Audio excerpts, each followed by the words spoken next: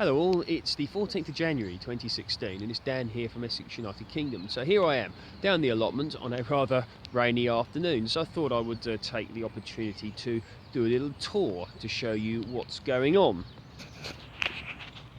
So, you can see here now inside this cage here, which has been built in order to stop birds getting in and completely destroying the crop when it's young, and cabbage butterflies in the summer.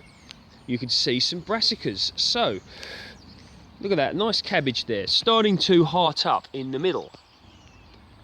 Very happy with how the brassicas are doing. These here, these should be ready for summer this year, all being well. And you can see we've got some kale here. Stated before, kale is a great thing to grow, very nutritious, very hardy, very tasty, goes well in stir fries, you can boil it, goes well with sort of like dishes involving lentils and that sort of thing. I've been getting a lot into lentils lately, eating things like that. I've never really been into lentils too much, but really giving them a go, and I'm starting to get into that sort of thing.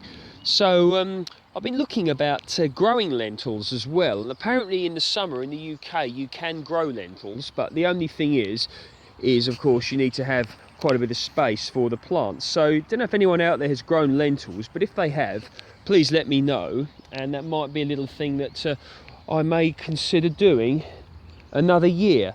Now I know historically they're grown in warmer climates and that sort of thing, parts of India for example, but might be worth giving these things a go over here in the UK, because my long-term viewers know I do like to try to grow things that are a little bit different. So you can see here, this is the rhubarb. Now it's starting to come up actually here, some rhubarb, so quite interesting that is. We've not really had any massive volumes of cold weather. We've had a few frosts, and allegedly we're going to be getting a snow flurry this afternoon. Who knows? I certainly hope that we don't get a snow flurry of any sort, but we may do and we may not, but we'll just have to deal with what we get in the correct way. Unfortunately here in the UK we seem to come to a standstill when there's just a little bit of snow. I've noticed that in 2012 we had some snow and literally the whole roads became choked and that sort of thing. But you've got countries like Canada that have far more snow than we have and far colder weather, but they just seem to carry on really. But I guess that's just how certain things are in the UK. But anyway, so this is not particularly not an impressive specimen really here, but that's just one of those things.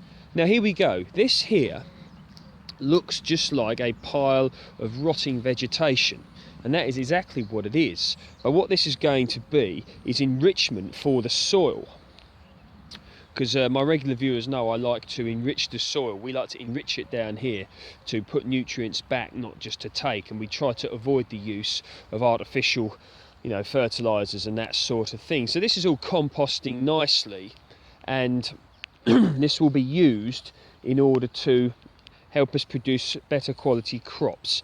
Now under here, this is a pond liner. It's a very good thing you can get for weed control. Right, here we go. Now see these worms here is hiding under there. So this has been enriched under here with this sort of thing, and it's all composting under here.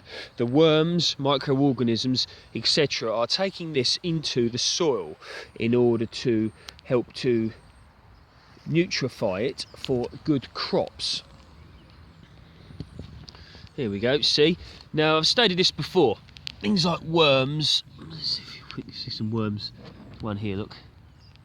Worms and that sort of thing, with one here, are a good indication of good nutritious soil, because if there's nothing in there, the worms probably won't be there either, because of course they want nutrients themselves.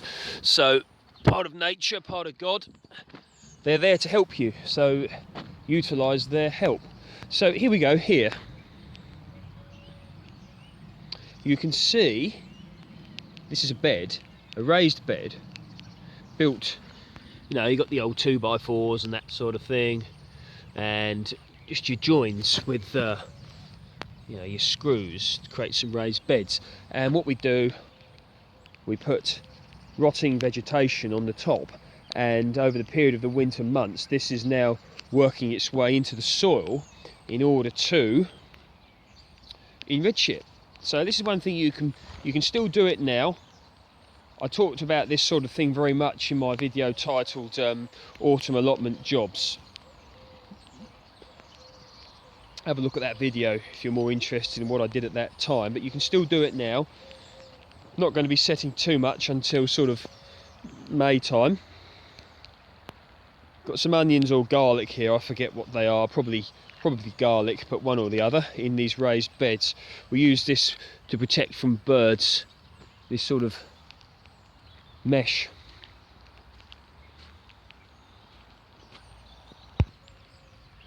So I had this bay covered over here, and you can see how lovely and fibrous this soil is. Moist, damp, full of, there's woodlice there, look, see, full of wildlife, full of worms and that sort of thing. This soil is incredibly nutrient dense here, simply because we enrich it all the time. We don't just take from it.